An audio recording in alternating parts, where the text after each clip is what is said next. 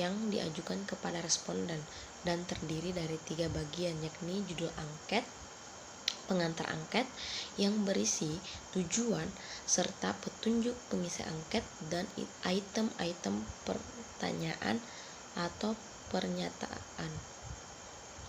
Angket merupakan salah satu alat asesmen non-tes berupa serangkaian pertanyaan atau pernyataan yang diajukan kepada responden atau peserta didik, orang tua, atau masyarakat. Angket dapat dibedakan berdasarkan 3 jenis, yaitu berdasarkan bentuk pertanyaan atau pernyataan berdasarkan respondennya, sumber data, dan berdasarkan strukturnya. Adapun tujuan dan manfaat angket: memperoleh informasi yang relevan dan tujuan penelitian, dan memperoleh informasi mengenal suatu masalah secara serentak. Ada beberapa manfaat angket dalam pengumpulan data, yaitu: pertama, untuk menjamin validitas informasi yang diperoleh dengan teknik lain. Kedua, bahan pembuatan evaluasi program. Ketiga, untuk mengambil sampling atau contoh sikap dan pendapat dari responden.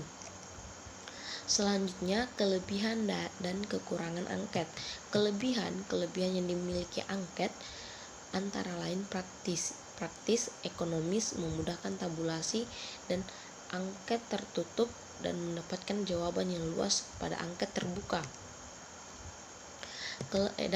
Kelemahan dari angket diantaranya responden sering tidak teliti dalam menjawab, sehingga ada pertanyaan yang terlewati, tidak dijawab. Sulit untuk mendapat jaminan bahwa responden akan memberikan jawaban yang tepat. Materi yang kedua, wawancara. Wawancara atau interview adalah suatu percakapan antara 2 orang atau lebih dan berlangsung antara narasumber dan pewawancara. Tujuan wawancara adalah untuk memperoleh informasi yang akurat dari narasumber dengan menyampaikan beberapa pertanyaan tertentu kepada narasumber. Adapun beberapa manfaat yang bisa diperoleh dari melakukan kegiatan wawancara, yaitu menambah wawasan. Wawancara tentu akan memperkaya pengetahuan kita. Mendapat informasi yang lengkap. Semakin mendalam dan dalam menyajikan informasi, maka akan semakin lengkap informasi yang akan didapat. Menjalin hubungan dengan orang lain. Tentu saja, semakin banyak relasi akan semakin mudah memperoleh sumber-sumber informasi untuk melakukan wawancara. Wawancara dapat dibedakan berdasarkan 4 jenis, yaitu wawancara terstruktur, wawancara tidak terstruktur, wawancara kelompok, dan wawancara semi terstruktur. Kelebihan dan kelemahan wawancara. Kelebihan yang dimiliki wawancara antara lain bersifat fleksibel, dapat menggali informasi yang bersifat nonverbal, dapat menyampaikan pertanyaan secara spontanitas, dapat dipastikan untuk mendapat jawaban, dapat menyampaikan berbagai bentuk pertanyaan, mempermudah informasi dalam memahami pertanyaan yang kompleks. Kelemahan wawancara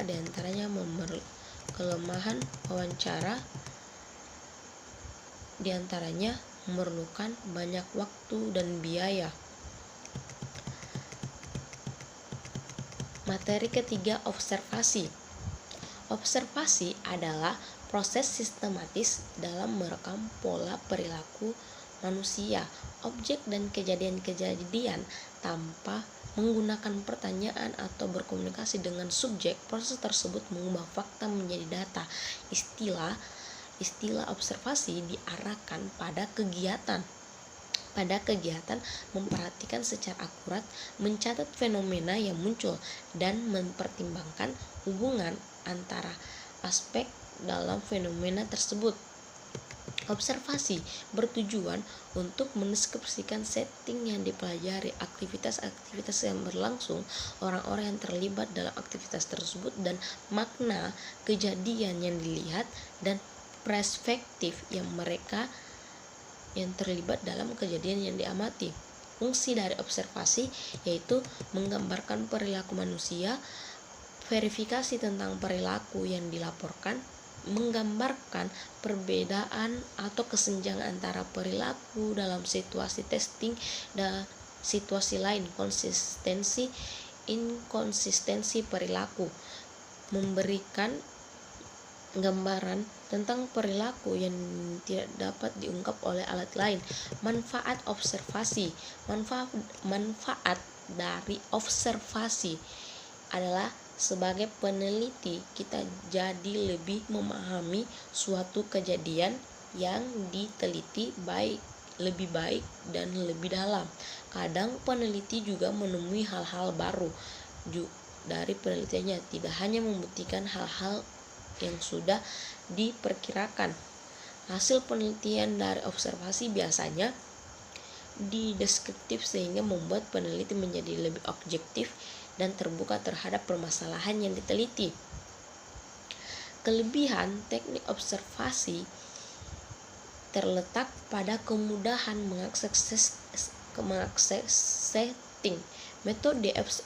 Metode observasi tidak mencolok atau tersama atau unobtrusif,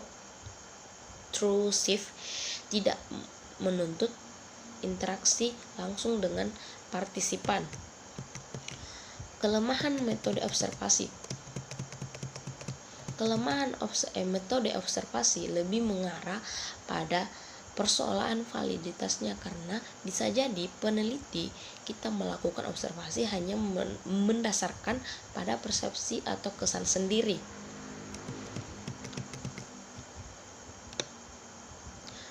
Materi keempat, sosiometri.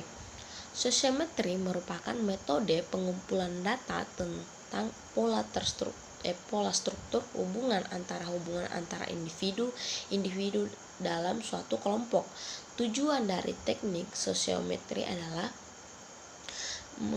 mengaksesmen hubungan interpersonal, menggali data tentang pola hubungan antara pribadi yang mengidentifikasikan kualitas tertentu, dan mendeteksi perilaku sosial yang inkongruen, sehingga kesehatan mental individu dapat diidentifikasi, termasuk dapat pula dipakai sebagai salah satu sumber diagnosa kesulitan belajar dan berbagai macam persoalan lain.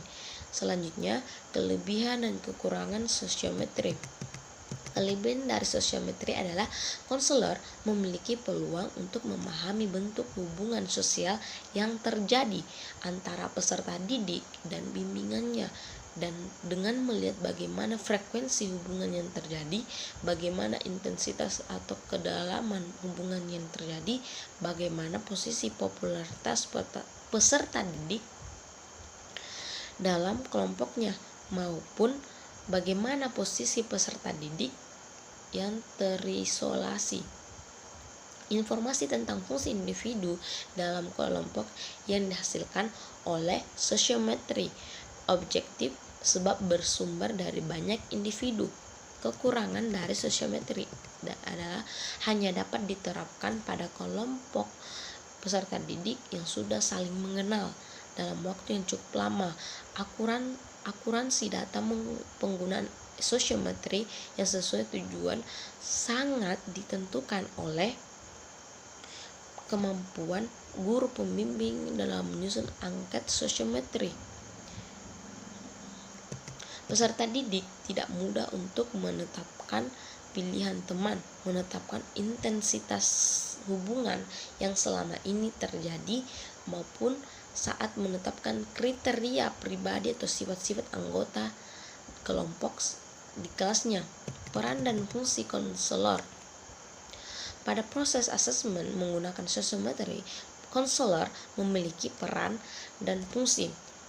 A. Perencana, yaitu mulai dari menetapkan tujuan pelaksanaan asesmen, pembuatan angket sosiometri, menetapkan peserta didik sebagai sasaran asesmen, dan membuat suatu layanan asesmen sosiometri. B. Pelaksana, yaitu memberikan verbal setting, menjelaskan tujuan, manfaat, dan kerahasiaan data, memandu peserta didik dalam mengerjakan sehingga dapat dipastikan seluruh peserta didik mengisinya dengan benar. C. Melakukan pengolahan mulai dari membuat tabulasi, sosiogram, menghitung indeks pemilihan, hingga melakukan analisis hasil. D. Melakukan tindak lanjut dari hasil asesmen dengan membuat program layanan bimbingan dan konseling yang sesuai